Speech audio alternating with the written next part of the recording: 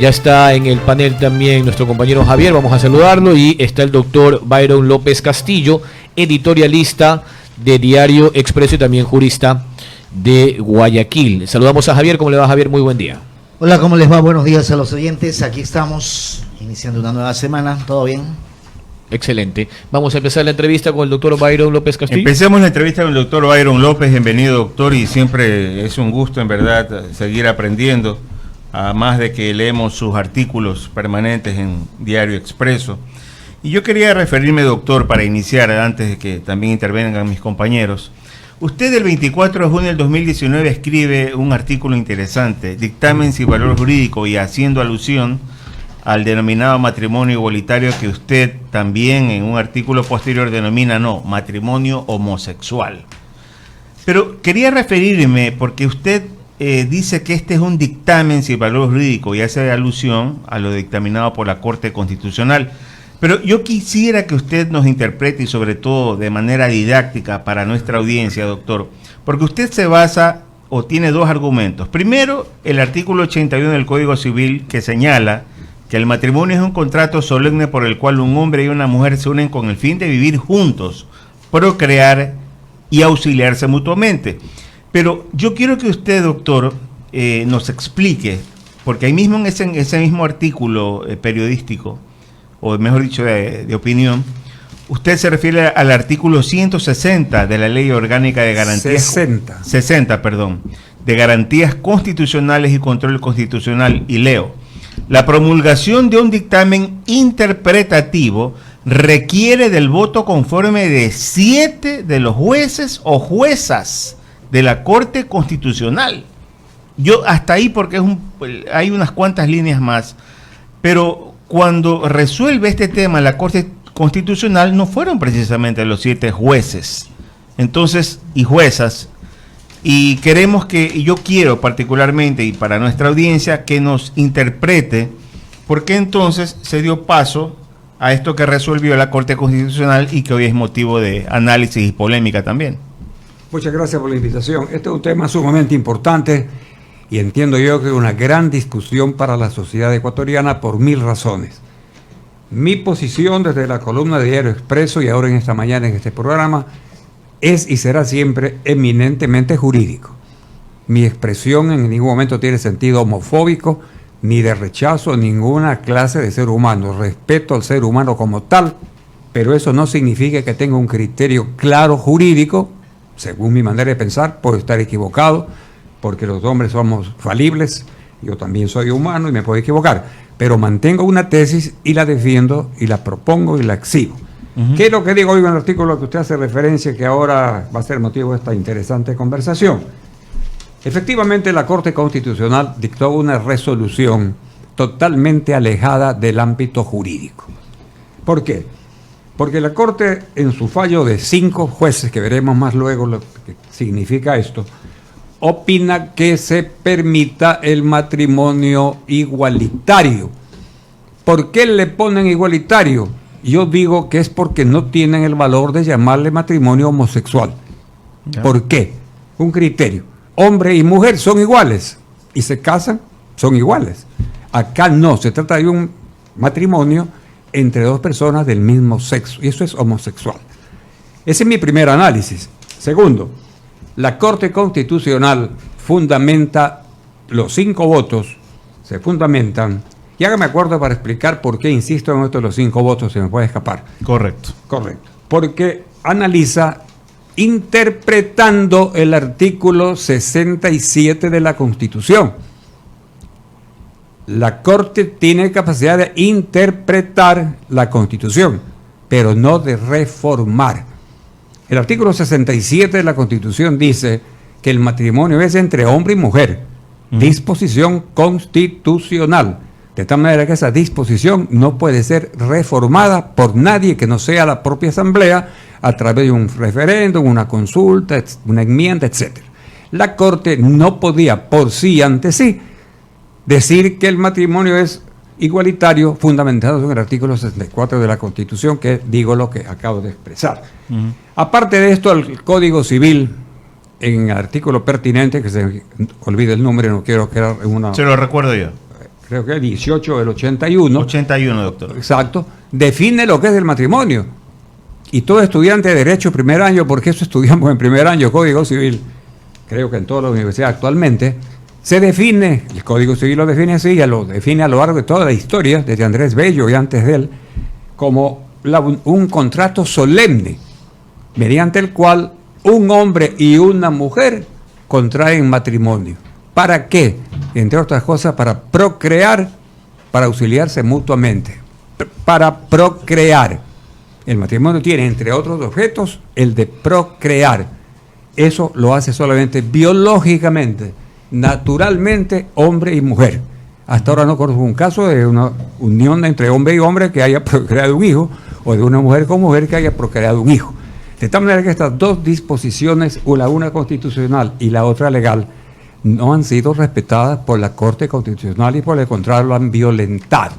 Ya. Segundo, usted acaba de leer el artículo 160 de la Ley del Control Constitucional. Así es. Dice lo que acaba usted de decir, que para una resolución interpretativa, que eso es lo máximo que pudo haber hecho la Corte, una interpretación, pero una reforma, se demandan de 7 votos. Exacto. Entonces ahí es que nace Correcto. esta polémica. Solamente 5. Así fue. Yo no sabía que usted me iba a motivar esta conversación porque hubiera traído la sentencia, que la tengo íntegramente, tanto de la parte de los 5 votos como de los 4, en donde aparece lo que estoy diciendo. 5 votan por esta tesis, 4, entre los 4 el presidente, el doctor Herrería, la doctora Núquez y alguien más, ellos votan en sentido contrario. Los 5 que opinan, esto, que es procedente el matrimonio igualitario. Esa disposición de la ley que usted la leyó, que ahora lo recuerdo, para el público que tiene la bondad de escucharme, es clara. Se trata de una interpretación que demandaba la votación de 5 y solamente votan 9, 7 y votan 5. Y algo más. En estos 5 votos está un voto recurrente, que es un voto disidente. Eso quiere decir recurrente. Yeah. Es decir, que de los 5, aquí estamos 5. Estamos de acuerdo en todo, menos en algo que yo disiento. Y entonces yo estoy de acuerdo en A, B, C, pero disiento en acá y opino en ese punto en sentido contrario de ustedes. Eso se llama voto recurrente. Y la ley dispone que ese voto recurrente debe formar parte de la sentencia. Y en la sentencia no está ese voto recurrente. Está solamente el voto de los 5 y de los 4. Otro análisis. Se fundamentan en una consulta que le hace el Estado de Costa Rica a la Comisión Interamericana de Derechos Humanos, preguntándole no precisamente sobre el patrimonio igualitario, sino sobre otros aspectos. Esa es la consulta hay un número de Costa Rica, en que opina la Corte Constitucional, se fundamenta en esa decisión, en esa opinión, para no equivocarme. Lo que hay es una opinión de la Comisión Interamericana de Derechos Humanos sobre una consulta que formula Costa Rica sobre un tema totalmente aparte del motivo del matrimonio igualitario. ¿Qué dice el Estatuto de la Comisión Interamericana? Que los estados parte, para que puedan aceptar una decisión de la Corte, esta tiene que ser mediante un fallo o una sentencia, pero no mediante una opinión. Artículo 68 de la Comisión Interamericana de Derechos Humanos. ¿Qué hay aquí entonces? Que se respaldan en esta opinión de una consulta que le hace Costa Rica. Esta opinión, en el caso concreto que menciono, tiene fuerza obligatoria solamente para Costa Rica y no para los demás países. Y tampoco para Costa Rica sobre el tema del matrimonio igualitario, porque no le consultaron tal cosa. Entonces, todos estos aspectos, ¿qué es lo que conducen a que haya una sentencia que no es de acuerdo a la Constitución, a las leyes y a la Comisión Americana de Derechos Humanos? ¿Qué es lo que usted señala en su artículo y lo titula? Ahora lo he explicado con mayor amplitud porque a la columna no me permite hablar tanto o escribir tanto. Y antes de darle paso a mis compañeros, y con esto termino ya mi intervención, doctor, usted en un artículo posterior hace alusión de 47 jueces Ya, correcto. de 47 países del Consejo de Europa que integran el Pleno del Tribunal de Estrasburgo, Sí, señor. que es el tribunal de derechos humanos más importante del mundo, que dicta una sentencia donde 9 de junio. establece, El 9 de junio. el 9 de junio de este año, si Sí, mal no señor. recuerdo, Sí, así es. donde Así está. establece que no existe el derecho al matrimonio homosexual. Que no existe, así es. Eso es lo que Ese usted es uno de señaló. los tribunales de justicia más altos del mundo, el de Estrasburgo, que está en Francia, integrado por 47, ¿no? Sí, es, 47 así es. magistrados que todos por unanimidad, así aparece, opinan en ese sentido, que no hay matrimonio homosexual. Todo esto respalda entonces una actitud jurídica como para sostener lo que públicamente estoy sosteniendo. Y ya he mantenido discusiones, debates, no, yo no soy hombre de debate, pero discusiones, conversaciones con algunos sectores ciudadanos en donde he expuesto estos puntos de vista que son eminentemente jurídicos. Ahora, yo no quiero terminar esta conversación sin indicar qué es lo que hay. ¿Surte efecto esto o no surte efecto? Esa es la pregunta. Esa es la pregunta. Mi opinión, me equivoco siempre, es de que este acto es inexistente. Es una tesis jurídica que puede analizarse. ¿Por qué es inexistente? Porque no responde a ninguna disposición constitucional, ni legal, ni de convención interamericana. Y por lo tanto un acto de esa naturaleza es inexistente. No existe. ¿En qué se fundamenta? En esto no, en lo de acá tampoco. Esta es una tesis jurídica también, que la dejo en debate.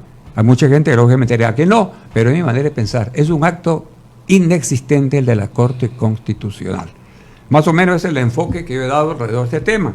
Puede quedarse en el tintero otra cosa. 2 de los 5 fueron abogados que en ejercicio de la profesión patrocinaron causas de defensa de los homosexuales. Y ahora están formando parte de un organismo en donde votan por algo en que ellos intervinieron como profesionales. Desde el punto de vista ético de la profesión, esto no está bien. Y más aún, si queremos avanzar más, podría hablarse inclusive de un delito de prevaricato de los 2 jueces que, habiendo opinado en tal sentido cuando fueron abogados y defendieron en tribunales de justicia tal tesis, ahora uno de ellos es el que redacta esta opinión. De tal manera que por ahí también hay un análisis de carácter legal que debe ser escuchado, visto, analizado y dicho pues si está equivocado o no. Pero hay una cosa evidente. Un abogado no puede ser juez y parte. Lo Correcto. dice la ley de abogados y el prevaricato lo establece perfectamente bien el artículo del Código Orgánico Integral Penal, en donde se habla del prevaricato como un delito. Es el artículo 268 del COIP, delitos contra la responsabilidad ciudadana, sección primera, y ahí se establece el delito de prevaricato, que es el que yo creo que podría haber, en el supuesto caso que fuera cierto lo que se afirma públicamente. Gracias, doctor. La bienvenida a mi compañero Jaime Velázquez, quien se integra al panel, Hola, Enrique. ¿Cómo y están Ramiro, a continuación. Doctor, para que un acto sea inexistente deben de haber algunas condiciones. Primera, o causas, una de ellas es la ilegitimidad de la autoridad que lo emite. Hay total legitimidad en la autoridad que emite el fallo. ¿Estamos en lo correcto? Están pronunciándose indebidamente en un caso para el cual no son competentes. La Corte no puede, esa es la pregunta. Tiene jurisdicción pero no tiene competencia para el Exactamente, tema. no A tiene ver, la competencia es que ellos están habilitados para interpretar la ley Ah, y la interpretar, Constitución. lo dice la Ya, Constitución. ok. Artículo En el voto 24. salvado del doctor Salgado dice que ninguna, déjeme ver si mi memoria está bien, que ninguna interpretación puede reformar la Constitución, por más de avanzada que sea o por más que comentarios a favor que tenga, porque la Constitución debe respetarse en su integridad. Esa es la posición del voto de minoría.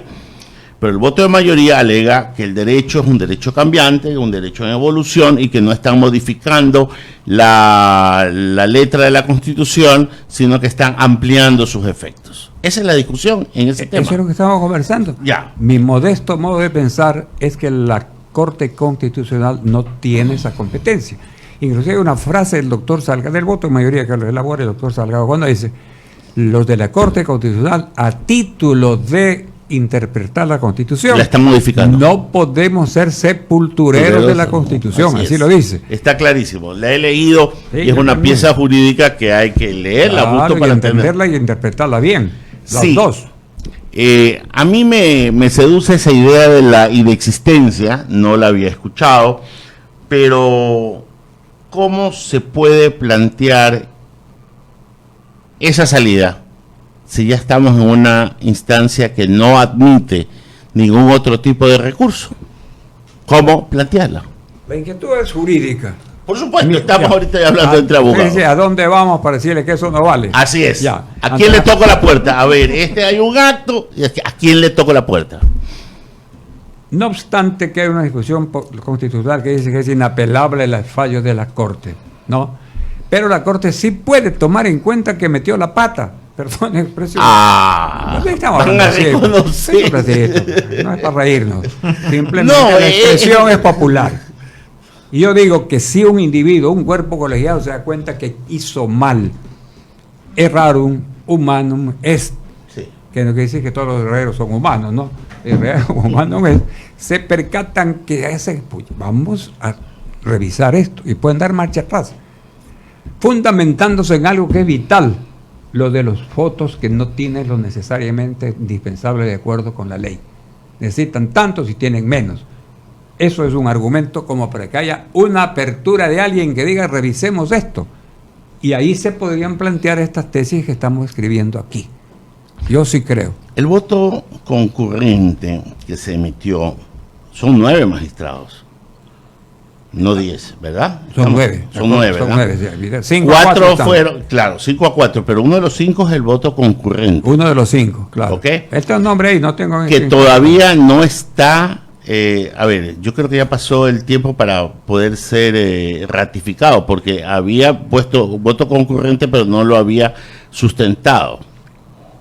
Sí, Mi sí. pregunta es, ¿se llegó a sustentar? Porque por ahí podría haber un hilo de posibilidad para recurrir y darle a la Claro, sentencia. Usted está fuera constitucionalista, usted, de la Corte, mejor dicho, y a plantear esa tesis.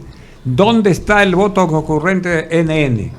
Aquí el secretario dice, certifico, usted ha leído la sentencia, el Sí. secretario, el nombre dice, certifico que esta sentencia fue dictada por Juan Pedro Moned María, punto, fulano de tal, voto concurrente, dice el secretario. Pero en la sentencia, en el texto, no aparece el voto concurrente No está. de este caballero. Está el de mayoría y el de minoría. Entonces no se sabe en qué difiere él. ¿Cuál fue la argumentación? Claro, porque el diferido o disidente, perdón, o concurrente es del voto contrario al de esa mayoría de cual forma parte. Y es muy todos alguna vez hemos sido integrantes de un cuerpo colegiado. Estamos de acuerdo en que esto es blanco, pero yo creo que ese blanco no es tan blanco. Y entonces sostengo una tesis distinta a la de los demás, pero tengo que fundamentarla. Y ese voto que disiento frente a los de los demás tiene que incorporarse en el texto de la resolución. Por ahí podría haber una salida de carácter constitucional, aparte Sí, del número. Lo que pasa es que en el puesto que usted está han venido también prominentes abogados que estudian la Constitución y todos han coincidido en que ya este es un camino sin regreso, porque ya no hay apelación posible al fallo de última instancia. Usted está abriendo una posibilidad. Una posibilidad que entra a discutirse Así sobre es. el tapete. Yo planteo aquí argumentos que no son pues inexorables. Yo soy enemigo de que la verdad es una sola y que la verdad absoluta. No. Aquí al menos en derecho hay para opinar en distintos aspectos. Y un camino podría ser este. Podría ser que alguien diga, señora, que esta falla, esta otra. Hemos hecho mal, revisemos, conviene o no conviene, para ver qué sale. ¿Ok?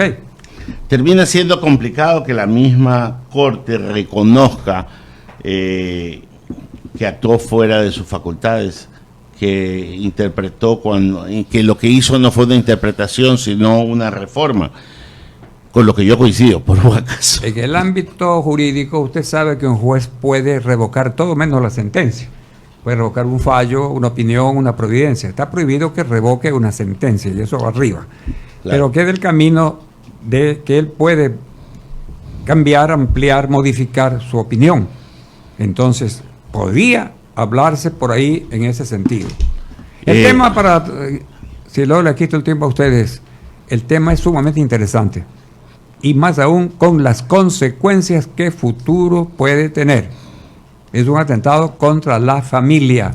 Usted no cree, y es un tema que se lo pongo sobre el tapete, digamos que ya está consumado el tema, que el matrimonio igualitario va. Usted es abogado, yo me formé abogado, y lo que usted dice es así, el libro primero del Código Civil y también el que tiene que ver con las sucesiones, tendría que ser reformado o habilitarse una sección especial, un parágrafo especial que hable sobre los efectos del matrimonio igualitario con respecto al divorcio igualitario, con respecto a la tenencia de hijos en un matrimonio igualitario, con los efectos sucesorios en un matrimonio igualitario, que no es un simple cosa de cambiar hombre y hombre, mujer y mujer, sino que son mucho más complicados. Usted nota lo que acabo de decir, lo que se puede venir más adelante es mucho más grave, porque se mantiene este matrimonio igualitario sin reformas legales y constitucionales. Sucede lo que usted anota. Entonces tiene que el hombre y el hombre que se unió con la mujer y la mujer que se unieron, adquieren bienes, bla, bla, bla, adoptan hijos. ¿Cómo lo adoptan?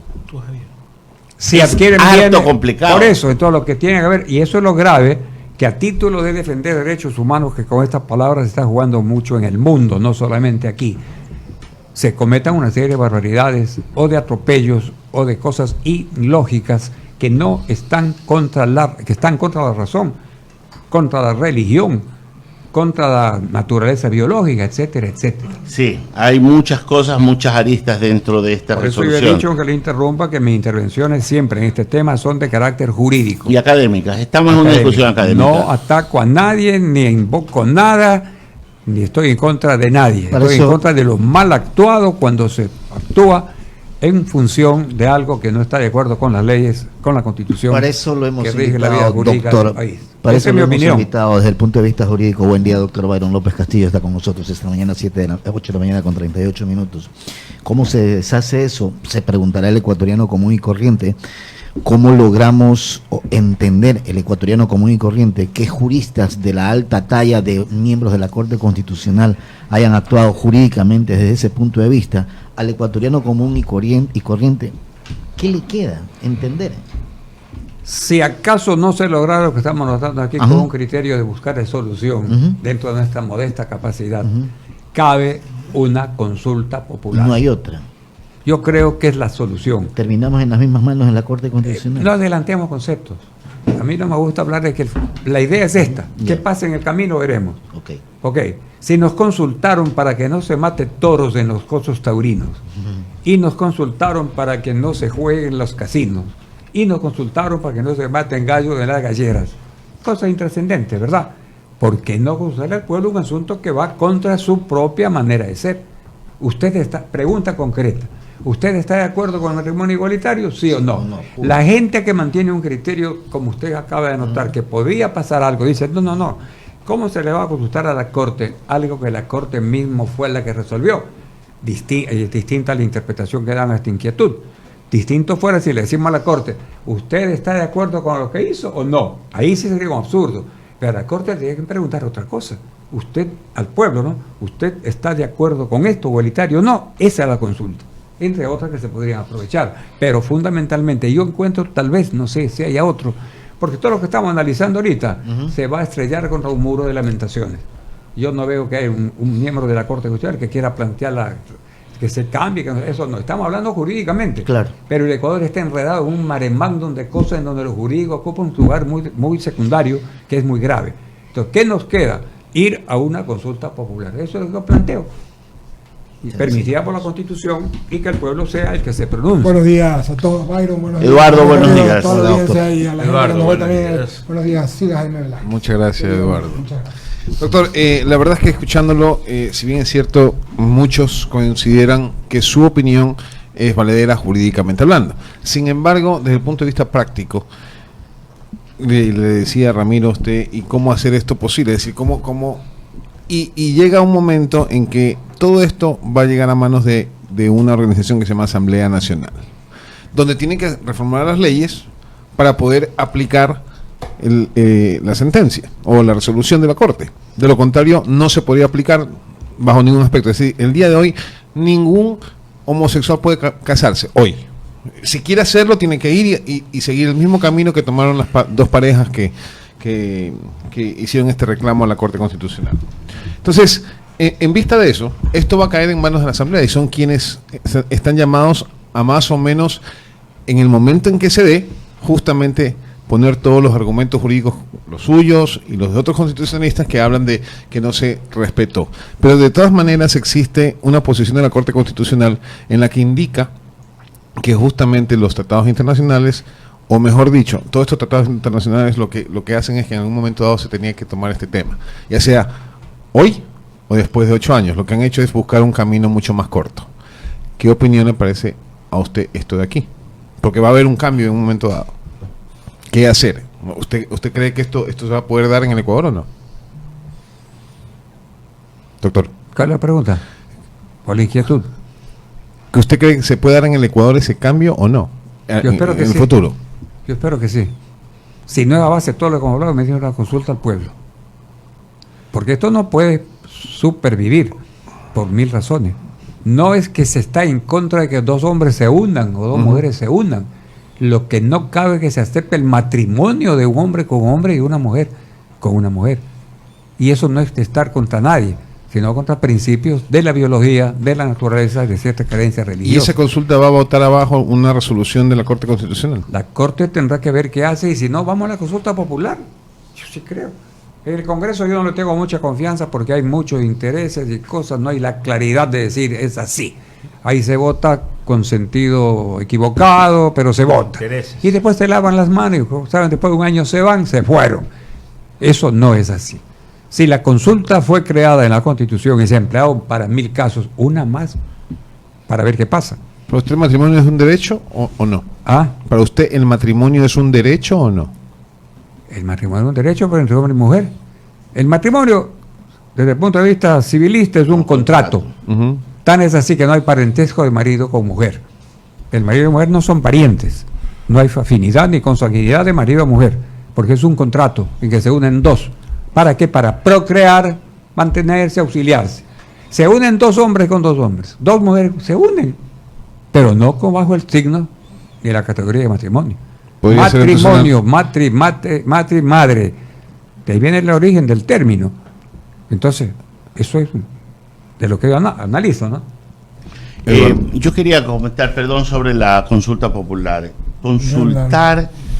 Consultar derechos de minorías a una mayoría es casi tirar al despeñadero una consulta, porque si estamos tratando de reconocer un derecho de minoría, la mayoría va a aplastar ese criterio. Por tanto, la consulta popular no va jamás, en su mayoría, salvo el caso que haya una conciencia social grande en que quiera reconocer el derecho de la minoría, lo obvio que salta es que se la va a perder el matrimonio igualitario. Justamente por eso es que se recurre a mecanismos constitucionales también para plantear sus expectativas de derecho.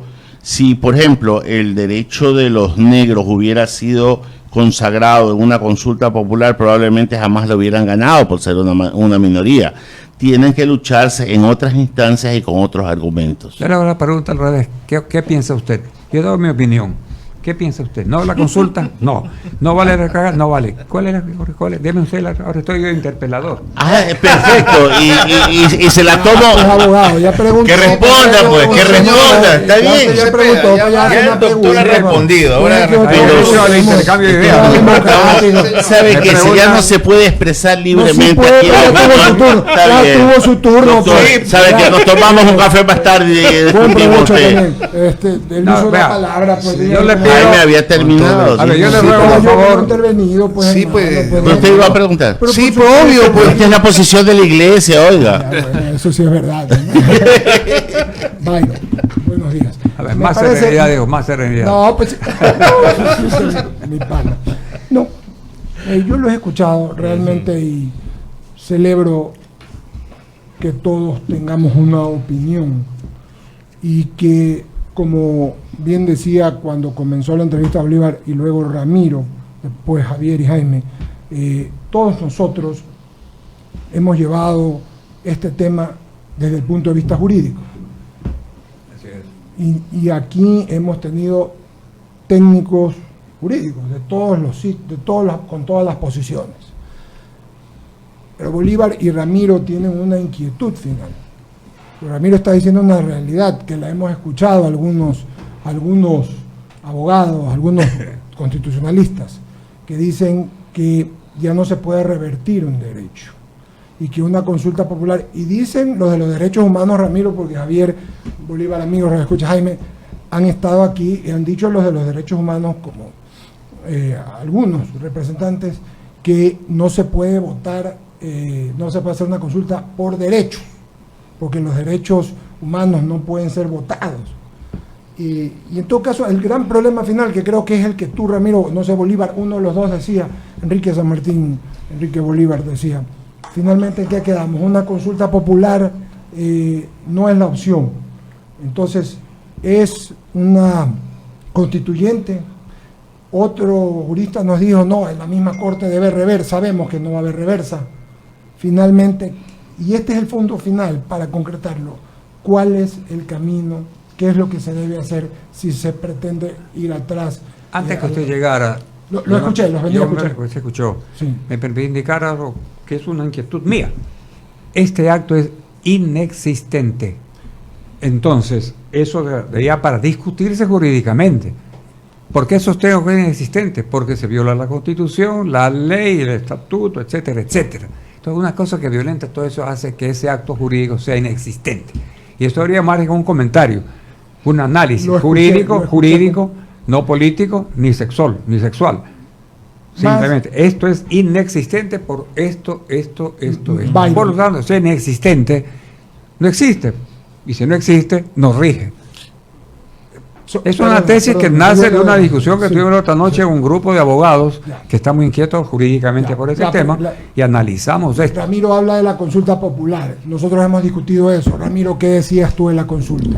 Consultar sobre un derecho de minorías a una mayoría es prácticamente llevar a una tesis al despeñadero, y eso no se puede hacer, porque si vamos a eso, consultar un derecho de minoría, estamos condenando a esa minoría a nunca ser reconocido su derecho. Por eso es que eso se va a una corte, a un análisis para que se estudie.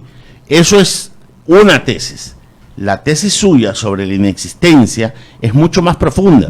Lo que pasa es que no hay un órgano superior que declare la inexistencia. Ahí es cuando yo le planteo la inquietud. Ok, vamos con su tesis. ¿Dónde empezamos a plantearla? Al propio organismo. Este acto es hecho por ustedes, es inexistente por estos motivos, ¿verdad? ¿Qué pasa? Pero tiene algo que decirse. No nos vamos a quedar callados. Yo participo mucho de la tesis del sociólogo Bauman, que habrán leído ustedes, que tiene varias obras, La ceguera moral, y entre otros habla de la sociedad que está licuada, la sociedad universal, no la ecuatoriana. Él analiza la sociedad en el mundo. 849. Y dice la sociedad es bica, B lentilabial, I, C, A, B volátil, I insólita, C compleja y A ambigua. Y analiza cada una de estas expresiones para deducir que se ha perdido la solidez. Y eso está pasando aquí. Que te interrumpa. Estamos entrando en una etapa de una especie de quema-importismo. Ya lo hicieron, que lo hagan. Ya robaron, ya se fueron. Ya salieron. A mí no me tocan, no me interesa. Esa es una anomia social que es muy grave en una colectividad. Y eso puede pasar ahora. Algo hay que hacer para que hay varias tesis, varios planteamientos. La tesis de la imperfección, ¿no, verdad? De la imperfección que habla usted. Yo también, desde el punto de vista ético, he recibido algunos comentarios, lo decía usted, lo hemos dicho nosotros todo este tiempo, y usted también, respecto a que dos personas o dos ministros jueces de los que estaban en la Corte Constitucional tenían que salvar por el tema ético y también tenían que excusarse. Debían excusarse. Pero ese tema fue tratado, Eduardo, y fue tratado en el Pleno antes de la resolución y fue sacado en unidad de criterio que estaban habilitados para fallar. Pero aún así todo, Ramiro, y tienes razón, porque se lo trató en Pleno, pero aún así todo le queda a la gente una preocupación de eso. Tú decías, hay un mal sabor en muchas partes. Hay un mal sabor. Hay un mal sabor en muchas partes. Es un tema ético, nada más. Moral. Sí. Jaime Velázquez tenía algo que decir. No, sí, simplemente que no veo cómo ejecutar la posición suya, doctor. O sea, ¿quién va a tomar la batuta y quién va a resolver sobre el tema? No existe una autoridad superior a la Corte Constitucional. O sea, ¿cómo llevar a efecto la no, ¿cómo es que decía usted? La no... la inexistencia. ¿Quién toma la batuta y quién presenta y ante quién? Porque el problema está que no hay a dónde ir. En este caso, salvo opinión de jurista, yo no soy jurista, yo soy ingeniero comercial, creo que la Asamblea es la que tiene que resolver, porque es la única que va a hacer los cambios supuestamente en las leyes. Y ahí es donde la inexistencia y todo el tema puede ser que se dé o no. Puede ser. Estamos abriendo caminos, no es uno solo. Hay varias posiciones, varias tesis. Una de esas tenemos que utilizar, es la sociedad. La sociedad, perdonen. Así que me lo consulta para que no haya toros. La sociedad debe movilizarse como se está movilizando ya, con criterios religiosos respetables, con criterio ético respetable. Es la sociedad la que tiene que reaccionar. Esa es mi tesis. Y hay una abulia, una anomia, ¿qué es lo que hay? Pero hay un queme importismo muy generalizado. La sociedad se ha vuelto. En la sociedad, La no sociedad es la de no mi solo comienza. juventud. No. Yo soy más viejo que ustedes, Sí. el único viejo aquí. Yo me acuerdo de 40 años. Jaime también. Por ahí vamos. 40 años atrás. Esto era otras cosas distintas. Habían dirigentes estudiantiles, dirigentes obreros, dirigentes de todos los sectores. Un pronunciamiento por cualquier cosa. Colegios de profesionales. Ahora no hay colegios de abogados, no hay sindicatos, no hay nada. El correísmo terminó con todo esto, con toda la Y con el perversidad. espíritu también. Perversidad, Con el espíritu que había. obedeciendo al famoso tratado no sé qué de Sao Paulo, en donde están Al Foro de Sao Paulo. en donde están orientándose todas estas cosas que están nacidas allá. Es cuestión de revisar la historia y ver lo que plantean allá, y se está cumpliendo paulatina, pero lenta, pero seguramente, en perjuicio de la colectividad. Creo que cualquier rato desaparezco del escenario, pero tengo nietos en quienes pienso que estamos entregándole un país, si sigue así, ¿a dónde va? Esta preocupación que debe tener todo ciudadano consciente que tenga responsabilidad ante la historia, ante su propia familia y ante sí mismo. ¿La Asamblea Constituyente es una posibilidad? Esa es la tesis 1, Sí, señor. una nueva constitución. Eso es. La de Montecristi, cuyo espíritu invocan a cada rato, el espíritu de Montecristi. ¿Qué espíritu tienes? Maligno. Mi tesis. El espíritu de Montecristi, frasecitas que se cogen para jugar.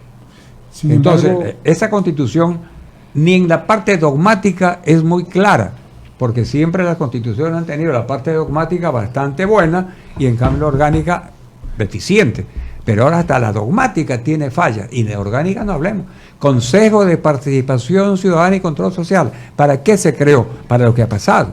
Y ahora está existiendo ¿para qué? Para que haya una persona que anda haciendo campaña política diciendo que era cura, que no es cura. Esto es un país desordenado. ¿Qué es lo que pasa? Esa es la inquietud que tengo y la transmito con toda claridad. Byron López, solo para dejar el tema, porque tengo otro tema que tocar más allá del matrimonio monomio, del que hablamos hace un ratito, y escuché lo de Estrasburgo, escuché toda la entrevista mientras venía. El día de ayer, la Comisión Nacional Anticorrupción envía una propuesta a la Judicatura con los siguientes nombres de abogados de reconocida trayectoria para que conformen el Comité Evaluador de los Jueces y con jueces de la Corte Nacional. Y dice, entre las personas que están allí, doctor Vladimiro Álvarez Grau, doctora María Augusta Barzallo Seade, doctor Víctor Granda Aguilar, doctor Byron II López Castillo, es decir, usted, doctor Rubén Elías Morán Sarmiento, doctor Hernán Pérez Luz, doctor Antonio Rodríguez Vinces, doctor Roberto Salgado Valdés, doctora Mariana Yepes Velasco, y concluye de la siguiente forma: nuestra propuesta considerada lo dispuesto por el Consejo de la Judicatura mediante resolución 103-2019 de junio de 2019, la misma que reformó las resoluciones 010-2019 y 035-2019 en cuanto a la incorporación de control social en el proceso de evaluación integral a las y los jueces y conjueces de la Corte Nacional. Cumplimos así, dice la Comisión Anticorrupción, con nuestra obligación constitucional, que en su artículo 96 dice: reconoce todas las formas de organización de la sociedad como expresión de la soberanía popular para desarrollar procesos de autodeterminación e incidir en las decisiones públicas y las decisiones políticas públicas y políticas públicas en el control social de todos los niveles de gobierno, así como las entidades públicas y de las privadas que presten servicios públicos. Esto el día de ayer, Byron López, y creo, en efecto, y esto ya viene a título personal, usted sabe que tengo mucho afecto por usted, igualmente, es mi amigo, usted es gracias. amigo de mi abuelo, amigo de mi papá, fue mi maestro, fue mi profesor en 4º año de Derecho, pero aparte lo hemos entrevistado 1000 veces. Creo que su nombre es un nombre de un hombre correcto, un hombre justo y un extraordinario abogado. Creo también, como lo he dicho 1000 veces, que es básico, fundamental, indispensable que se haga la evaluación a la Corte Nacional, pues veo muchos vientos que corren con muchos intereses partidistas, económicos, de diferentes lados, que están tratando de entorpecer la evaluación con los errores y los aciertos del Consejo de la Judicatura.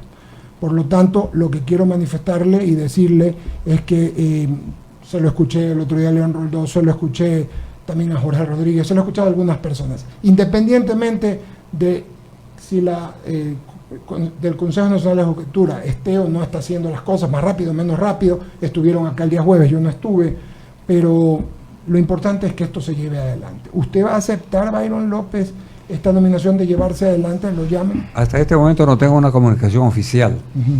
Conozco una cuestión como la que usted acaba de leer a través de un, ¿cómo llamo eso? Un chat. Un boletín de prensa de la CNJ. Yo soy medio antiguo todavía. A través de eso conozco. No he sido todavía informado, tengo que pensarlo bien. Estoy de acuerdo en que eso tiene que producirse. Aquí en Guayaquil hay un movimiento que se llama Independencia Judicial. Estamos integrando aproximadamente unos 200 abogados de Guayaquil. Hemos visitado ya la ciudad de Puerto Viejo, de Ambato, de Quito, etcétera, movilizando a los abogados de la República para pelear por la independencia judicial y sosteniendo lo que usted acaba de notar, que la justicia está mal dirigida, no es independiente. Correa metió las manos y las uñas en la justicia y entonces los jueces ahora son todavía no independientes, que es como debe ser una administración de justicia, y entonces por eso estamos empeñados en ese movimiento. Posiblemente por eso es que me han tomado en cuenta, lo cual yo agradezco sobremanera, pero todavía no he dado una aceptación y tengo que ver si acepto o no, no por vanidad, sino por cuestiones de carácter personal, llámelo usted. No sé si tengo que trasladarme a Quito, eso no quiero hablar aquí por 1000 razones, pero agradezco el homenaje indebido que se me hace y estoy listo a colaborar en cualquier terreno en ese plano de recuperar la independencia judicial con jueces probos, honestos, capaces, desvinculados totalmente de cualquier compromiso político, económico o social, porque cuando no hay justicia no hay paz, y si no hay paz no hay libertad, y si no hay libertad no hay progreso de un país y una sociedad marcha a la deriva. Esos son los eslogans, los lemas que hemos pronunciado a lo largo del país en este movimiento de independencia judicial que está funcionando muy bien. Ahora, eso es una sugerencia del Claro. de la Comisión Anticorrupción. Seguramente de la sociedad nacerán muchos más, muchos nombres, Claro, así es. pero en todo caso lo celebro y lo comentamos con Muchas gracias por su y lo gentileza. que es importante, Ramiro, Jaime, Javier y Enrique Bolívar, lo importante es que se haga el proceso de Así nominación. es, Y eso se tiene haga- que hacerse. Y que se haga ya, Y seriamente, seriamente. donde hayan payasadas y hayan shows, sería el colmo. Sí, Ramiro.